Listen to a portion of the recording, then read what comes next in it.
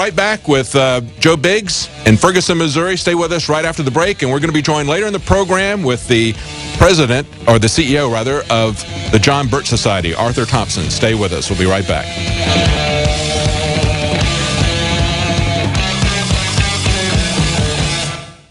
We're on the march. The Empire's on the run. Alex Jones and the GCN Radio Network. I began to get into iodine a few years ago because it was helping me and my family so much get healthy and detoxify. Most people know that iodine deficiency has been a crisis around the world. Iodine is key to so many of the body's functions, especially the thyroid. I discovered a product being developed by Dr. Group. You now know it as Survival Shield, true nascent iodine that your body can really absorb. Then, about a year ago, he said, listen, if you think this is powerful, I'm going to come out with rare earth, deep earth crystals. And the results that I personally have had have been life-changing. Nobody else has got iodine based on these pure crystals, ladies and gentlemen. This is innovating, and the best part is it helps fund Infowars.com, the radio show, the TV show, the whole media operation promoting true libertarian ideas. For a limited time, experience the ancient power of Survival Shield X2. Take advantage of this unprecedented 30% off super detox special at InfoWarsLife.com. I'm David Hall, founder of Diamond Gusset, where we are proud of our 100% grown and sewn American-made jeans. Whether you're out for dinner, working on the farm, or on the road, Diamond Gusset Jeans offers a full spectrum of style and sizes for any occasion. Our loyal customers enable us to continue sponsoring Liberty Media outlets. Use promo code FREEDOM to receive a 15% discount at gusset.com. In Liberty, David Hall, Diamond Gusset Jean Company. Tell folks how you got introduced to Super Male, and then when Super Female came out, tell us what happened. After I saw such a huge positive change in my husband, I had to try it for myself. Talk about the effects. I feel great when I wake up in the morning. I have drive to go to the gym. I feel like I look better. I feel better. I feel sexier. I love it. Even if you don't believe in supplements, take the challenge. Get a bottle of Super Male, a bottle of Super Female. Check it out for yourself. Consult your physician. Visit InfoWarsLife.com today. This is life-changing. From the water table to our soils to the atmosphere itself, our world is becoming more and more toxic each and every day. But it's not just the air outside that's toxic. Indoor air has been shown to have 2 to 5 times higher concentrations of pollutants than even outdoor air. And most Americans spend 90% of their time inside using toxic chemicals within their homes. There are more than 42 million smokers in the United States. Well over 1,000 types of mold and mildew linked to numerous conditions. And don't forget the fact that 6 million Americans live with pets they're allergic to as well. When I began to research these statistics, it was clear to me it was time to start cleansing my lungs in order to combat the toxic environment that we cannot escape, but that we can fight back against. Made with organic and wild cultivated herbs and manufactured in the USA, the new InfoWars Life Lung Cleanse is here in a convenient spray bottle that can be brought with you throughout any toxic environment. Now available exclusively at InfoWarsLife.com or by calling toll-free 888-253-3139.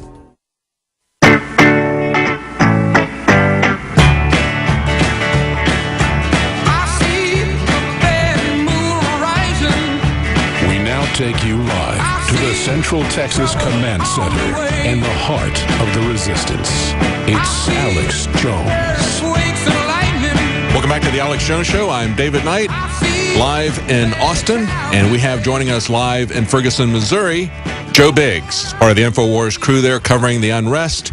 And, of course, there were a lot of updates last night.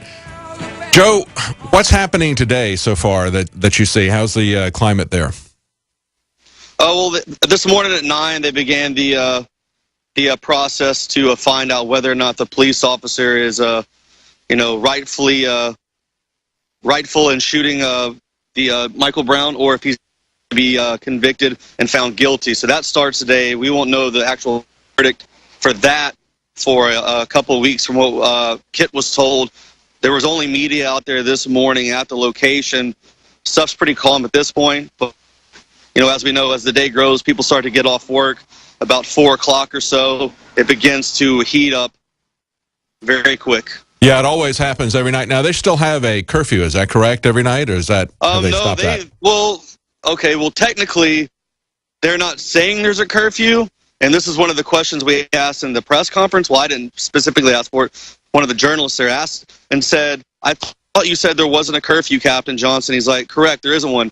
And then she goes, well, you had everyone off the roads by 12:30. Isn't that a curfew? And then he starts talking about his family. So he's obviously trying to dodge anything that has to do with that. So technically, on paper, there's not a curfew. But at a certain time, they start pointing guns at us and threatening to kill us, and that's basically a curfew. That's a martial law. That's a police state. That's hell.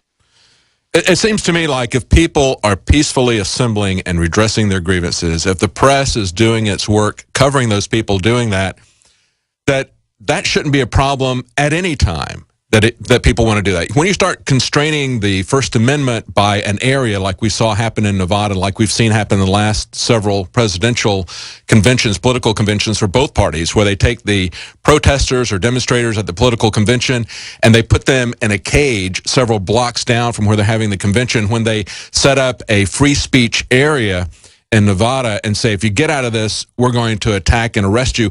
They've essentially done the same thing, but with a time constraint, not with an area constraint here.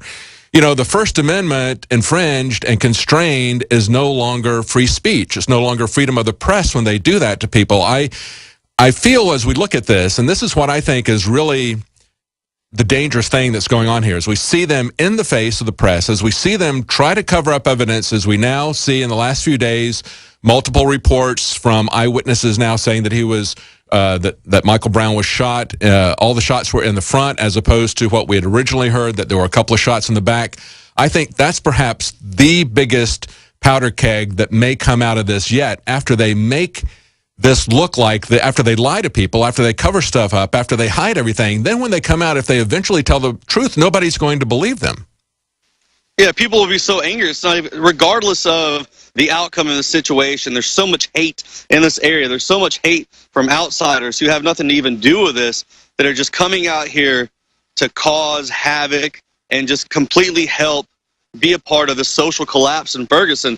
I mean, right now they're essentially, from 10 o'clock at night until about 5 o'clock in the morning, you don't have any constitutional rights whatsoever in that area. They treat you like an animal. Yeah. You know, you cannot move freely.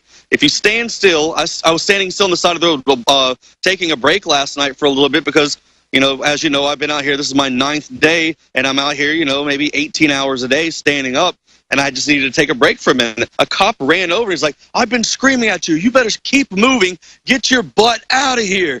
And I'm just sitting here just like in the middle of nowhere. There's no one around me. I even went off into a dark area outside of the main stuff for the protests, where just to get away from the madness and try to relax for a second and get off my feet. And this man ran over to me with his baton yelling. Yeah. Yeah. Deliberately being provocative, just like the guy who is leveling the guns at everybody. These are the new rules of engagement. It's just absolutely amazing. The gloves have come off. They're no longer trying to hide anything. They war game this out. They say that they're looking to use snipers against leaders of the peaceful demonstrators. And they put this out, this document that they wrote just 4 months ago, they put it out publicly without even classifying it. They no longer even care that what they're doing is illegal, that it is treasonous, essentially. These would be war crimes if they did it in another country. But they're talking about doing this here in the continental United States. This is the way they're planning it. The same men who arrested us in Virginia, if you remember, the asymmetric warfare group, I have reports, and we've seen them last night throughout the internet and things like that. They're supposed to be asymmetric warfare, ex-Navy SEAL types coming here now to help provide security with the police. So well, of course, that's what they've been training for. Area. Yes. That's exactly what they've been training for. And as you and I walked through that area and saw that, and that was a very chilling thing. As we walked through there and saw where they're training to fight in an American city, they don't fight for scenarios that they don't anticipate using. That's what they've been training for, not only there at AP Hill, as we see, if you're watching this footage, that was the footage that some of the footage that we shot there. We actually walked through the facility. They let us, the security guard let us in. The guys who were running it were pretty upset, I think, with her after she let us in. But they're doing that there. They're doing it down in Camp Lejeune in North Carolina. They have a more rural setting down there. They have another setting down in Georgia, where we just had a video released from there where you could see them wargaming against black protesters, exactly what we see happening in Ferguson, Missouri. They're training to use the military. When I talk about it, people tell me I'm crazy when I speak about martial law and things like that. And maybe it takes a Ferguson to happen for people to wake up. But I'm telling you, people are calling me now apologizing, going, "Oh my God, I thought you were just, out of your mind or something." But I'm watching your live stream every night. People are staying up till 3 in the morning with us because they're just so amazed at how this city is collapsing and how this police state is taking over and martial law going into effect and people losing their rights. I did a drive around through the town last night just to show people what it was like. It's not easy to get through. Even in the outskirts, the police have it pushed back. You can't go around. The cops are just, very mean, very rude. They won't give you any information. They try to funnel you down specific routes that they pick so it gets you far away from anything going on. It is just ridiculous what is going on here, and people need to watch this stuff at night when we're filming it and to see the lawlessness and to see the complete and total collapse of what's going on. Because, yes, we saw them training for this. We've been reporting about it for months now, and now it is happening in real time. People in the world can actually see, not just America's eyes, but the entire world is watching what's happening, and what they see is disgusting. The frequency, the depth, the in-your-face aspect of this is just increasing all the time. Alex Jones has been talking about this since he started doing radio and documentaries for 20 years. The John Birch Society has been talking about that even longer, about the militarization of the police. Now it is all coming to a head. Now the gloves are coming off. Hopefully people will see this and will push back against this. One of the articles that I was talking about earlier, Joe, was from the Washington Post. And they were saying that back in June, Alan Grayson tried to shut this program down that the Pentagon is using to militarize all the small police departments, not just giving them MRAPs, but giving them all kinds of surplus military equipment. He wrote up an amendment, Joe, that even listed toxicological agents, nuclear, biological, and chemical agents, saying that we don't want any of this to be given to the police department. Yet 85% of the Congress said no. We will let them have any and all of that stuff. So that's what people need to understand. And the Washington Post article brought that up because they said, now that people have seen how this is being used, how these people have been, how the police departments have been retrained, redirected, repurposed, had their mission statement, as you will, changed by this federalization, by this militarization. Now that people have seen that, perhaps it'll be different. Perhaps now they can get this passed, get some kind of restrictions put on this militarization of the police. The first week I was here, I saw the same people every day. I got to know pretty much a good chunk of the community of Ferguson. They were out there every day. At this point, they don't even come out anymore. I spoke to two men who lived a few blocks from the main protest area, and they came out last night for the first time because they've been watching my live stream, and they just wanted to come out and just say, thanks for what you guys are doing. But overall, they said they don't leave their house anymore. They've not been going to work. They are scared to just move around and live freely. They feel like their life is, at any time just be gone. And that's because key. Of some hot-headed cop. And I truly believe that there are federal undercover agents working with this police force. From the stuff that I've seen lately, there has to be something like that going on. It is just mind-blowing because it's a complete and total psyop they're running. They are trying to push this so they can bring in more military and do this throughout the country.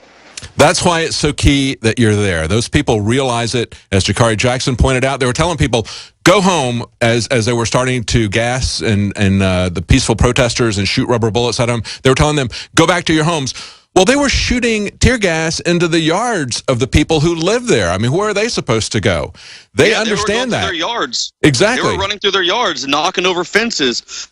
And if you guys weren't there, the mainstream media is basically pulled back with the police, embedded it with the police, listening to what the police are telling them, not on the site where they can see anything. And so they're just basically putting back the press releases that the police tell them about what's happening because they're not getting that eyewitness report. But it is dangerous for you guys to be out there. I know that from what Alex said, it's very dangerous for you guys to be there. So be very careful. I know you've got to go now and get your equipment recharged because you said things really start happening at night. You've got a lot of equipment we sent some equipment to you that you guys are there in St. Louis to pick up, and you got to get stuff charged. So I know you got to go. Any final words, Joe? Just continue to watch our Ustream. Continue to check Infowars.com.